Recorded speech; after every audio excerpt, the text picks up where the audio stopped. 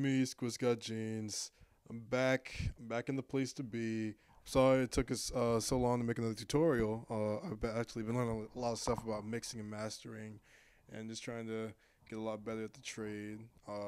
And my voice is probably deeper, actually, because it's been such a long time since I've done a tutorial. A lot of stuff has happened, and but yeah, I'm gonna give you another tutorial, hopefully to help you learn a little bit about that sound that Must Die makes in Hellcat, that percussion-y sound. And I used it in my song Not Safe for Work. Alright, I'm gonna pull it up right here.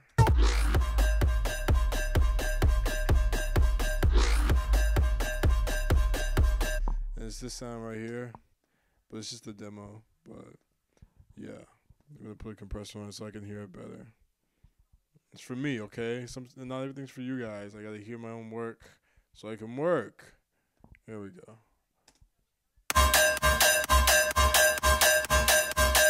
There we go. So this sound, it's actually just bass and massive again, but this time I have a lot of compressors, and let me just go through the effects chain actually instead of like talking about it. So I have a standard channel EQ. I'm boosting the frequencies that stand out the most, and I'm adding a little bit of gain to the higher frequencies, of course, low pass, and I put another compressor just to level the sound a little bit more. I have a limiter so it doesn't peak, and I have the main elements of the sound is the AU distortion, Space Designer, Silver Verb, and LFO tool, and it's very simple. I'm pretty much sure you can replicate like all the stuff I have going on in any DAW or like Ableton or FL Studio or whatever the heck you use. But let's start. I'm gonna probably go through in order. First, we'll start in massive, and it's a very simple sound. So I'm gonna take off the LFO tool, the reverb, and just have a couple limiters running on it. So this is the sound naked by itself. It sounds a lot different, but I'm gonna go through what I did to make a clean transition. So when I add the audio distortion, it sounds pretty clean. It's your standard square saw. Oh, what was it? Squall. Yeah, that's it. That's what we'll call it, the squall one. Yeah, square saw 1, and it's an octave up. So just if it's gonna start at 0, so bring it up to 12. Everything is all the way to the right. So amp, intensity, wavetable position, and that's the only oscillator I'm actually using. And for envelope 1, take that to the second pitch envelope, bring it up to 27, make the attack and delay go all the way to your left. The level is all the way up. The decay is probably about what, like 8 o'clock, and the level is all the way down as well.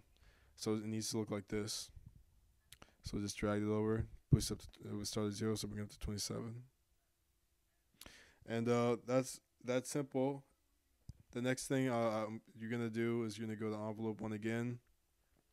Place it to filter 1 with a comb filter. Make the feedback at around 11 o'clock, the damping all the way to your right, and the pitch at 11 o'clock as well. And you're going to drag the automation all the way to your right, so it looks like that. Okay, the next thing, the only next thing I'm using is go to LFO 7 and select Performer. Okay, all right. Yeah, I get text messages on my computer. I know it's cool. It could be distracting. It's pretty embarrassing. But yeah, anyway.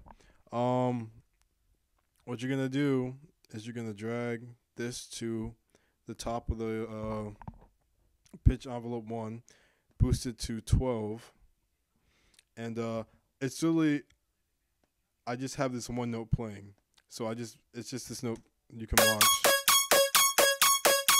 It wasn't always like that. It used to be like it would go through this whole thing, but I decided that once I was playing around with it, it sounded best just like that. It's really simple. So it just like have it play this one note, like just create this and have it just repeat this note over and over. The last thing I did was I added some brightness to the noise. So this adds the higher frequencies. It's almost like a built-in exciter in my opinion. So I just have it. This is all the way to the right, and then bring it all the way to the left, just like that. And have this facing about 2 o'clock. with the color all the way up. The last thing I did, go over to reverb, set the dry wet to about the middle, the size to about, bring it all the way, put this at about 10 o'clock, 9 o'clock, and bring the 7 all the way down to your left. Density is all the way up, and color is all the way up as well. Dimension expander all the way to the right, all the way wet, and the size is all the way to the left. So that's how I like to do it. It gives the fuller sound in my opinion. And then I just added for the EQ, I added a little bit of a high shelf. Okay. And the last thing I did, sine shaper. So the drive is at like 2 o'clock, and the dry wet is up 10 o'clock. It just adds a little punch to it. You can see. It just adds a little fatness in my opinion. Okay, here's where things are a little more complicated. First, I'm just gonna talk about the reverb and the LFO tool. So the reverb, I'm using Space Designer and Logic. As you can see, I made the transition over to Logic from GarageBand, and I like it a lot better. You guys were right. I gotta get a new DAW. You're right. You convinced me. But what I have, the reverb, this is how it sounds like. So the reverb effect, I have it about halfway up with the dry, and I have the reverb set on a really small room. So it's like a boxy sound effect almost. So this is just the reverb effect itself. And that sounds just like Hellcat. It sounds just like that boxy reverb sound. I'm not sure why, but it kind of adds to like the percussion-y element. You know what I mean? Like he's hitting on something metal, like a metal pan or something. I'm not sure why, but I added that as well. And you can just emulate that. You just add any reverb plugin and make the what am I trying to say? The decay time really, really short, and the attack time really high. So you can probably like find it. It's like a default probably. Like if you went to default and like small spaces, something like Broom, something like that, you could probably like get the same situation. The next thing I did was add actual just normal reverb to it. But what I did with the pre-delay, I boosted it all the way up, so the sound hits, and then then the reverb tail comes, and it's like just a small mix. I always use reverb sparingly. I try to, in these kind of sounds, just to add a little bit of room, but not too much, not to like engulf it or like make when I have to EQ, I don't want it to get messy. And then LFO tool, I saw this in Barely Alive, but I've been using it for a long time. It's just a volume shaper, and I have it set. This is how I set the LFO. So the kick would come here, and I just boosted the smoothness. Now the smooth is how aggressive the volume ducking is. So like it just makes it so that when you duck, it's not like as impactful, which is good. It gives it this ducking effect. Like it sounds like that pumping house feel, which I really like. Now this is the last element, which gives it that metallic tone, which is the built-in AU distortion, and this is basically just a delay and ring mod, and like it's the kind of thing I'm pretty sure they use it when producers make rhythm, like that dubstep, the repetitive dubstep that sounds like it's a really tight delay and some ring modulation. This is just let me just show you how it is. Just get like a delay plugin that you have that's built in with your DAW, and I turn the mix all the way up. I make the decay.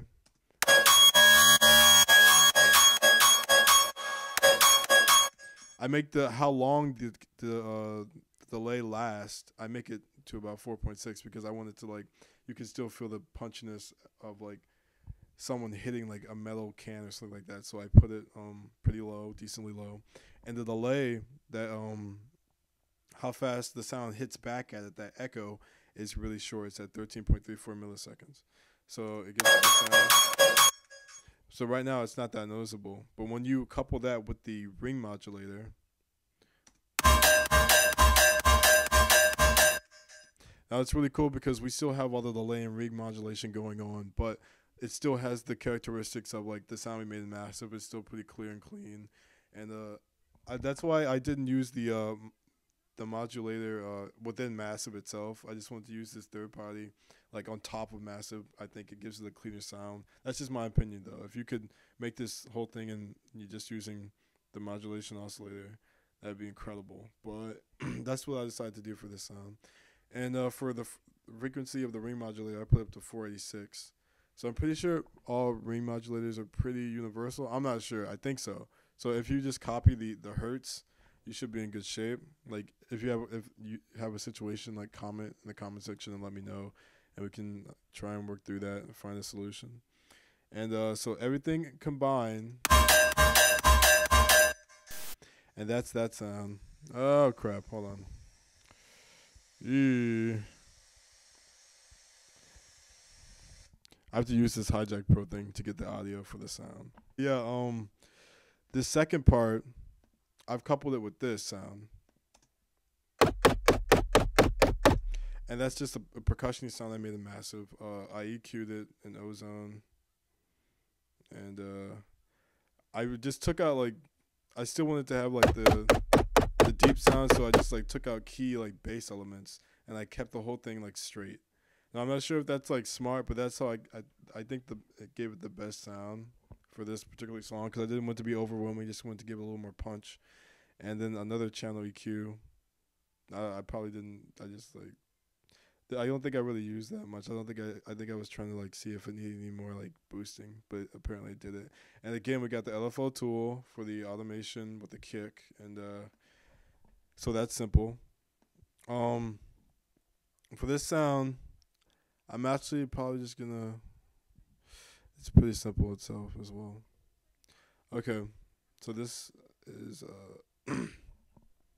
we have a square saw for the first oscillator, and everything is to the right, the wavetable position, the intensity, and the amplifier, and take it down an octave, so bring it down, start at 0, bring it down to 12.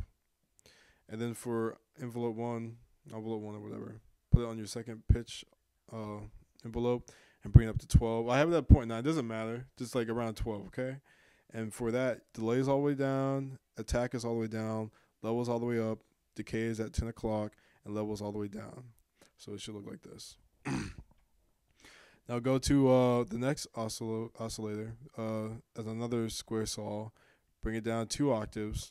Wavetable position is all the way to the left this time. Intensity is all the way up, and the amplifier is at about 2 o'clock. And I did that for a little bit of a more depth in the sound, I guess. And then oscillator 3, bring it down 3 octaves, and put it on rough math 2 in your basic. And wavetable position is all the way to the right. Intensity is pretty much to the right. I slacked off a little bit just so it didn't overpower. And the amplifier is at 2 o'clock, excuse me. I decided to use the modulation oscillator as well. So for the ring mod, it's at 1. Phase is at 3. Position and filter FM are off. And take the modulation oscillator down to 12. And put this in about the middle, so it's like half dry, half wet. And also for the noise, I added some white noise, colors all the way up, amps all the way down. Drag that envelope we just made down, and put it all the way to your right. For the sign shaper, for insert 1, it's half dry, half wet, and I put the drive at about like 3 o'clock, 4 o'clock. And then I added a filter. A double notch for filter 1, filter 2 a scream, and they're the exact same. So put the cutoff all the way to the left, the cutoff all the way to the left, add that envelope all the way to the right, all the way to the right, and everything else is the same. F2 is all the way down, mix 2 is all the way down, and then make sure they're both turned up. And then for I selected reverb small for the FX1, and make sure it's half dry, half wet, and put the size all the way to the left, and bring that up to about 1 o'clock, I'd say. Densities in the middle, colors in the middle. And then for dimension expander, all the way to the right, size all the way to the left, just to give it some more a stereo effect. And that is it. I also make sure it's on mono, it's mono and legato. But that's like a given. I don't know if I usually always just make things mono legato. And I'm using actually a arpeggiator for both of these, but it's really simple arpeggiator. It's just hitting that note like boop, boop. You can like add any arpeggiation you want. You could just like add how many notes you want. You could put it here like duh, duh, duh, duh, duh, duh, if that was the pattern you were choosing. But this pattern I use is really simple. And it's that simple. So yeah, I hopefully that was it was worth it. I mean that wait, right? But hopefully this was a helpful tutorial. And if you have any more ideas about something you want to learn how to do, leave it in the comments section. And I'm probably, if you guys didn't learn anything from that, I usually give my patches away. So if you could help me out by liking my SoundCloud, checking out my Facebook page, I really appreciate it. I'm just trying to, learn how to be a better producer and make new stuff that's it's good music and well designed and well produced. And I just appreciate that you guys watched this video, and hopefully it was helpful. So yeah, this is Squiz Got Jeans signing off. Be on the lookout for new stuff coming 2015. I'm still here. I'm still making beats. Okay.